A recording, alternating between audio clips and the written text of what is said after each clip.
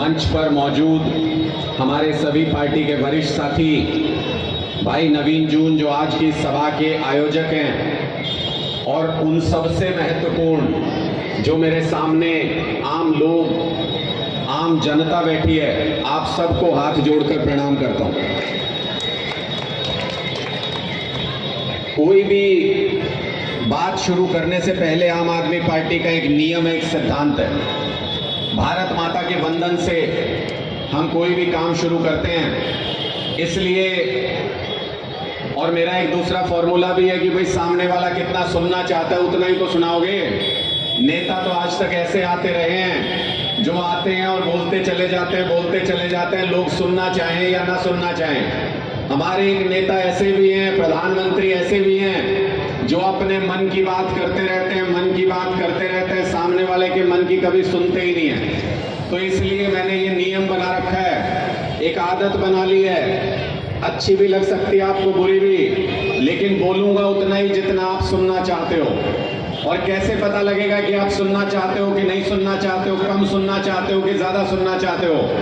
मैं एक भारत माता का नारा लगाऊंगा और जितनी आवाज में आप लोग जवाब देंगे उतनी देर के लिए यहां पर बोलूंगा। और अगर किसी भाई को ये लगता हो कि भाई ये तो कहने की बातें हैं, तो हल्की सी आवाज में जवाब देके देख लेना, हाथ जोड़ के राम राम करके बैठ जाऊंगा, क्योंकि कोई नेतागिरी का कीड़ा नहीं हम लोगों को।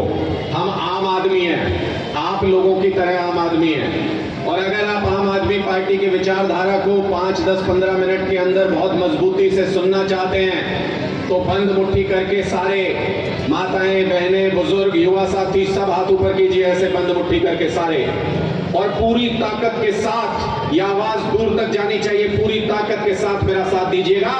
भारत माता की, भारत माता की, इनकलाब, इनकलाब।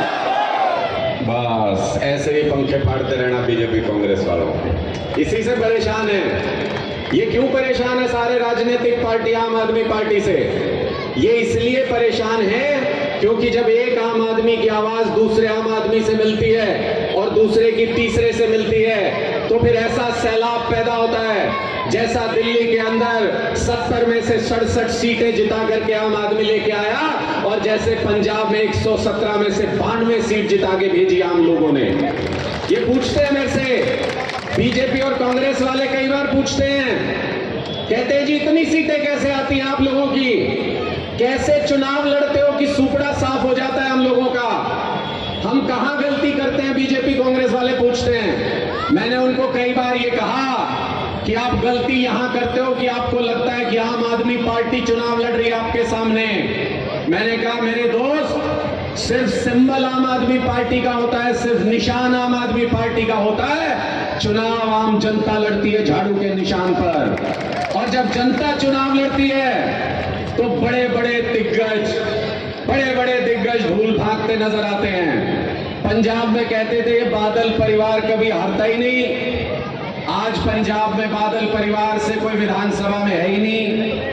पंजाब में कहते थे चन्नी तो 2 जगह से मुख्यमंत्री है, उसको कोई हरा ही नहीं सकता।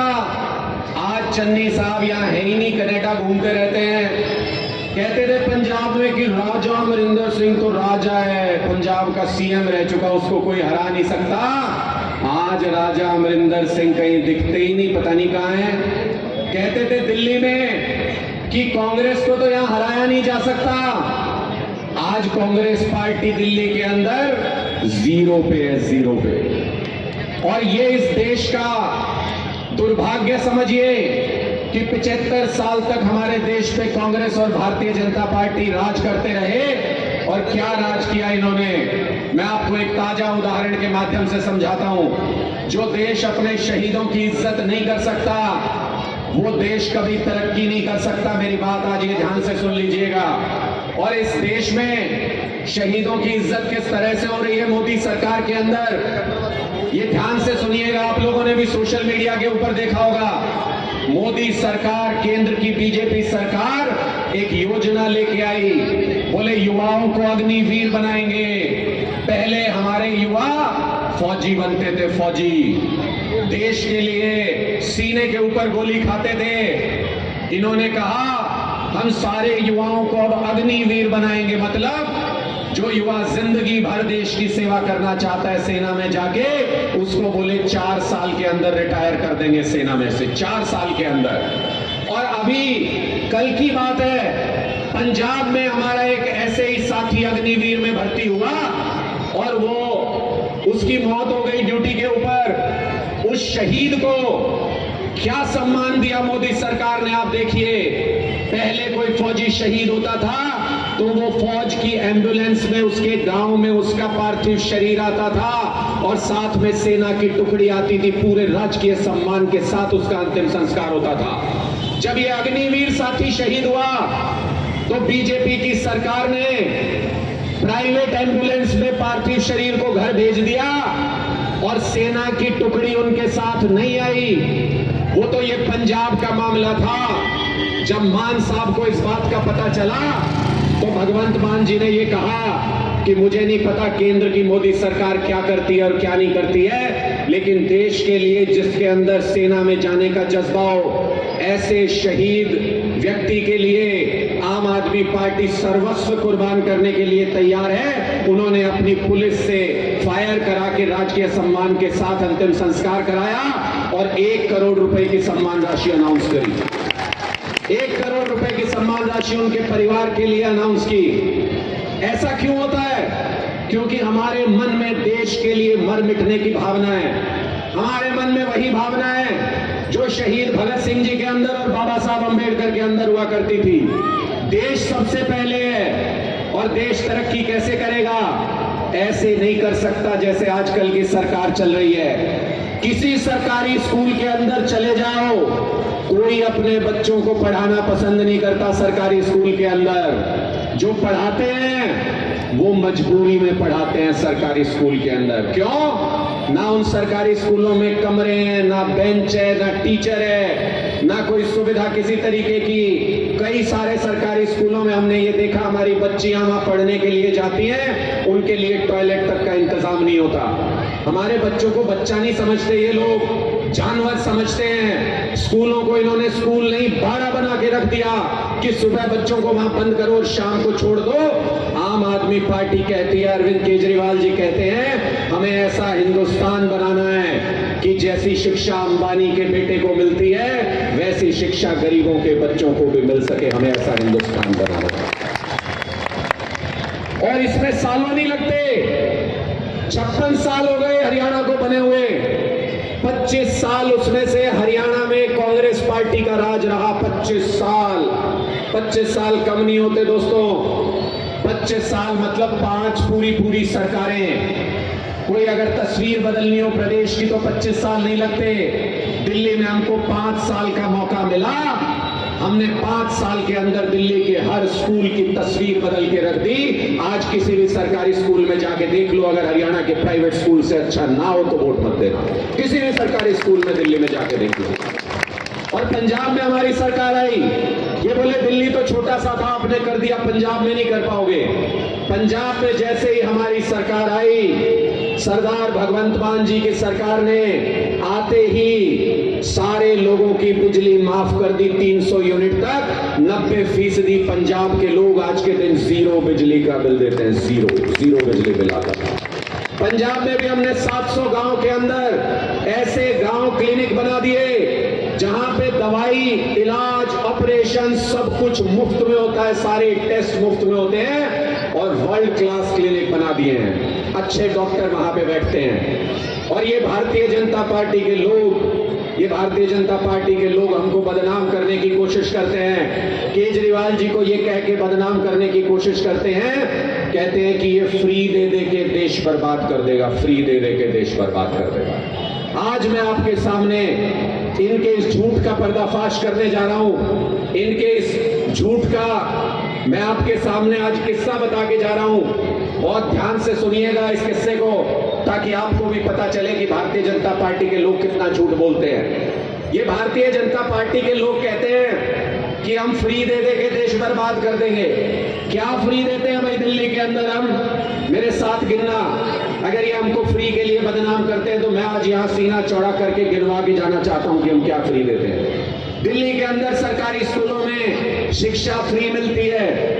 दिल्ली के अंदर सरकारी अस्पतालों में इलाज मुफ्त मिलता है। 1 रुपए की दवाई हो, 10 रुपए की दवाई, 10 लाख का ऑपरेशन हो या 1 करोड़ का इलाज हो, दिल्ली के अस्पतालों में फ्री में मिलता है। दिल्ली के अंदर बिजली मुफ्त मिलती है। दिल्ली के अंदर घर घर में पीने का पानी मुफ्त मिलता है। दिल्ली के अंदर ये माताएं बहनें, बिल्कुल बॉर्डर नजदीक है। आप अगर जाके देखोगे, दिल्ली की किसी भी डीटीसी की बस में बैठ जाना, कहीं भी उतर जाना, दिल्ली के अंदर कोई किराया नहीं लगता। जो माताएं बहनें गई हो, जिनको ये बात पता, हाथ उठा के बता दो मुझे। ये देखो, ये गवाही है हमारे दिल्ली मॉडल की। ये महिलाओं ने सफर किया है। और मैं आपको ये भी खुशखबरी दे दूं, बहुत जल्दी हम हरियाणा के अंदर भी दिल्ली से हरियाणा को जोड़ते हुए नई इलेक्ट्रिक बसें लेके आए हैं। अरविंद केजरीवाल जी दिल्ली के अंदर, हमने ट्रांसपोर्ट मिनिस्टर से अनुरोध किया है कि आपके पास जो नई बसें आ रही हैं, हजारों बसें आ रही हैं, हमने कहा है कि कुछ बहादुरगढ़ और झज्जर तक भी चला दीजिए।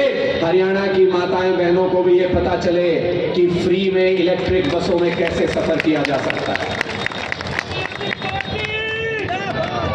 और इसके साथ साथ जो बुजुर्ग यहां बैठे हैं, मैं उनके लिए बता दूं, दिल्ली के अंदर बुजुर्गों के लिए तीर्थ यात्रा फ्री है। आप अपनी मर्जी के किसी भी तीर्थ पे पूरे हिंदुस्तान के अंदर कहीं भी चले जाओ, अपने युवा बेटे बेटी को भी साथ ले जा सकते हो।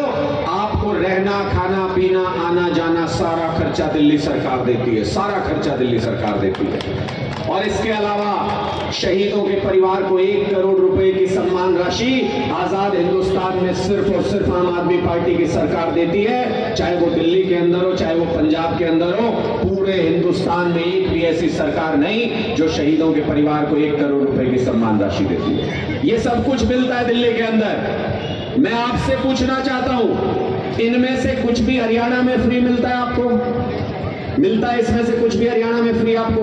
बताओ, सारे के सारे नहीं मिलता। इनमें से कुछ भी हरियाणा में फ्री नहीं मिलता। उसके बावजूद हरियाणा पे 3 लाख करोड़ रुपए का कर्जा है। 3 लाख करोड़ रुपए का। क्यों भाई? ये तो कहते थे हम फ्री देके देश बर्बाद कर देंगे, ये तो कुछ भी फ्री नहीं देते। उसके बावजूद 3 लाख करोड़ रुपए का कर्जा चढ़ा दिया। ये तो कहते थे केजरीवाल जी फ्री देके देश बर्बाद कर देंगे, ये तो अभी कुछ भी फ्री नहीं देते। हरियाणा को बर्बाद करने में कोई कसर तो छोड़ी नहीं इन्होंने। 3 लाख करोड़ रुपया कितना होता है, सोच के देखो आप सब लोग। 3 लाख करोड़ रुपया मतलब हरियाणा के हर आदमी के सिर पे 6-6 लाख रुपए का कर्जा चढ़ा दिया हरियाणा की इस निकम्मी सरकार ने। 6-6 लाख रुपए हर किसी पे। 3 लाख करोड़ रुपया मतलब अगर बिजली फ्री देने लगे तो अगले 50 सालों तक हरियाणा के अंदर सबकी बिजली मुफ्त हो सकती है, पूरे हरियाणा के लोगों की। 3 लाख करोड़ रुपया मतलब कि अगर बसों में सफर फ्री करने लगे तो हरियाणा में आपकी 3 जनरेशन, 3 पुश्तें निकल जाएंगी, किसी को बस के अंदर किराया नहीं देना पड़ेगा। इतना होता है 3 लाख करोड़ रुपया। कहां गया ये पैसा? 3 लाख करोड़ रुपया कहां गया? मुफ्त तो कुछ देते नहीं है लोग। 3 लाख करोड़ रुपया बीजेपी, कांग्रेस, इनेलो, जेजेपी, जिसके नेताओं को जब मौका मिला लूट के खा गए सारे के सारे। अपने हक का पैसा, हमारे हक का पैसा जो हमारे स्कूलों पे लगना था, हमारे अस्पतालों पे लगना था, वो सारा पैसा ये लूट के खा गए। लेकिन अब बदलेगी तस्वीर। और क्यों लग रहा है कि बदलेगी तस्वीर? आज गुड़गांव और रेवाड़ी के सैकड़ों लोगों को दिल्ली में आम आदमी पार्टी के दफ्तर के अंदर ज्वाइनिंग करा के आ रहा हूं। और जब यहां बहादुरगढ़ पहुंचे हैं तो हजारों क्रांतिकारी यहां आम आदमी पार्टी की विचारधारा सुनने के लिए बैठे। यह हरियाणा की तस्वीर बदलेगी। जब हम कह रहे हैं, आम आदमी पार्टी कह रही है कि हम अच्छे स्कूल बनवाएंगे, अच्छे अस्पताल बनवाएंगे, बिजली फ्री देंगे, पानी फ्री देंगे, तो उस वक्त में आप सोच के देखना कांग्रेस पार्टी के पूर्व मुख्यमंत्री भूपेंद्र हुड्डा क्या कह रहे हैं। कांग्रेस पार्टी के पूर्व मुख्यमंत्री भूपेंद्र हुड्डा ये बता रहे हैं, इस जात का उप मुख्यमंत्री बनेगा, उस जात का उप मुख्यमंत्री बनेगा, इस जात का मुख्यमंत्री बनेगा। जब 10 साल तक मुख्यमंत्री थे तो क्यों नहीं बना दिए ये सारे उप मुख्यमंत्री जो आज बोल रहे हैं? इसका मतलब इनको पता लग गया कि लोग इस बार झाड़ू चलाएंगे, इनको पता लग गया कि लोग इस बार सूपड़ा साफ करेंगे, इसलिए जात पात की राजनीति पे उतर आए। भारतीय जनता पार्टी पहले से ही जात पात की राजनीति करती है, कांग्रेस पार्टी अब जात पात की राजनीति पे उतर आई पूरे तरीके से। सिर्फ एक आम आदमी पार्टी ऐसी बची है जो जात पात की नहीं, काम की राजनीति करती है, काम की राजनीति। क्यों कहता हूं मैं काम की राजनीति महत्वपूर्ण है, काम की राजनीति करनी चाहिए? मुझे बताओ आप, ये चुनाव आ रहा है नजदीक, आपके बीच में भी आएंगे, आपको भी कोई व्यक्ति आके ये कहेगा तुम मेरी जात का है इसलिए फला पार्टी को वोट दे दे। आज मेरी बात ध्यान से सुनिएगा और ये सवाल पूछिएगा उस व्यक्ति से, जब कोई आपको जात के नाम पे वोट मांगने आए तो उसको ये कहना कि ठीक है मैं दे दूंगा तुम्हारी जात के नाम पे वोट, लेकिन क्या चुनाव जीतने के बाद एक ऐसी सड़क बनवा दोगे जिस पे सिर्फ मेरी जात के लोग चल सके, किसी और जात का आदमी चल नहीं सके? क्यों भाई? जात के नाम पे वोट मांग रहे हो ना, जात के नाम पे वोट मांग रहे हो तो फिर जात के हिसाब से काम होना चाहिए। उससे पूछना कि क्या कोई ऐसी योजना ले आओगे कि सिर्फ मेरी जात के घरों में बिजली मुफ्त हो, बाकी किसी की बिजली मुफ्त नहीं हो पाए? आप देखोगे उसका चेहरा पढ़ के समझ में आएगा कि ये मक्कार आदमी है, झूठा आदमी है। इसलिए जो भी जात के नाम पे वोट मांगे उस पे कांटा मारते जाना।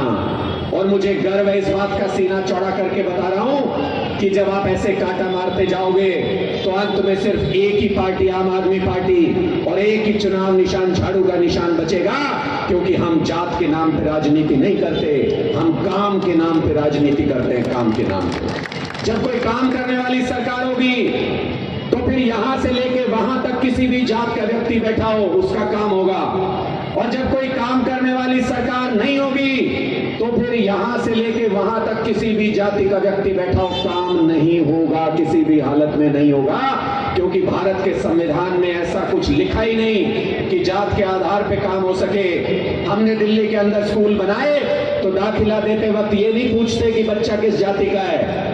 हमने दिल्ली के अंदर, पंजाब के अंदर बिजली मुफ्त की तो बिजली ये पूछ के नहीं जाती कि किस जाति का घर है, सबके यहाँ मुफ्त जाती है। और मैं आपको एक नया ऑफर देने के लिए आज यहाँ पे आया हूँ हरियाणा के अंदर। बाकी सारी पार्टियां तो आपको ये कहती होंगी सरकार बनवा दो फिर हम ये काम करेंगे। मैं आज आपके सामने नया ऑफर लेके आया हूँ। आपके बगल में दिल्ली के अंदर हमारी सरकार चल रही है, और जिसका कोई जानकार रिश्तेदार रहता हो पंजाब के अंदर उससे पूछ लेना, बॉर्डर पार करके चाहे दिल्ली के अंदर चले जाना चाहे पंजाब के अंदर, कोई भी दरवाजा खटखटा लेना और उनसे दरवाजा खटखटा के ये पूछना कि भाई आम आदमी पार्टी वाले बड़े रुक के मारा आजकल कि बिजली फ्री कर दी, बिजली फ्री कर दी, आपकी बिजली फ्री हुई है क्या? अगर वो व्यक्ति सामने से ये कहे कि हाँ बिजली फ्री हुई है तो हरियाणा में आम आदमी पार्टी को वोट देना, वरना बिल्कुल वोट मत देना। खुला ऑफर, बिल्कुल खुला ऑफर है। और इन पार्टियों को भी खुला चैलेंज है, कांग्रेस को भी, बीजेपी को भी, इनेलो को भी और जेजेपी को भी खुला चैलेंज है। हम भी इस बार ये देखने आए कि इनके पास कितनी ताकत है और कितना पैसा है। सारा का सारा ताकत और पैसा लगा देना, सारा ताकत और पैसा लगा देना। बाद में ये मत कहना कोई कसर रह गई, क्योंकि मैंने खट्टर साहब को सुना था कुछ दिन पहले, एक बुजुर्ग ने उनसे ये कहा कि जी 8 घंटे बिजली आती है 10 घंटे कर दो। हुड्डा साहब, खट्टर साहब बोले नहीं होगा, बोले 8 ही घंटे आएगी बिजली। मैं खट्टर साहब को ये बताना चाहता हूं कि खट्टर साहब जितना आपके पास पैसा और जितनी ताकत हो सारी लगा देना, 2024 से हरियाणा के अंदर 24 घंटे बिजली आएगी और मुफ्त आएगी। जो हो सकता हो आपसे कर लो, खुला चैलेंज, खुला चैलेंज और खुली चुनौती।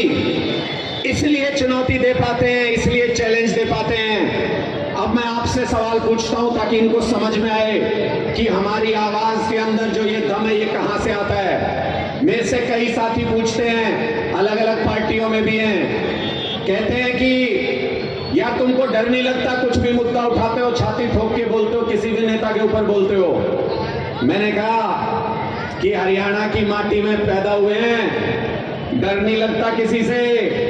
भ्रष्टाचारियों से तो बिल्कुल डर नहीं लगता, चोरों से तो उससे भी ज्यादा बिल्कुल डर नहीं लगता, और लुटेरों से तो बिल्कुल डरते ही नहीं। जो मुद्दे की बात होगी, जो गरीब के हक की बात होगी, छाती ठोक के बोलेंगे जो तुमसे हो सकता हो कर लो।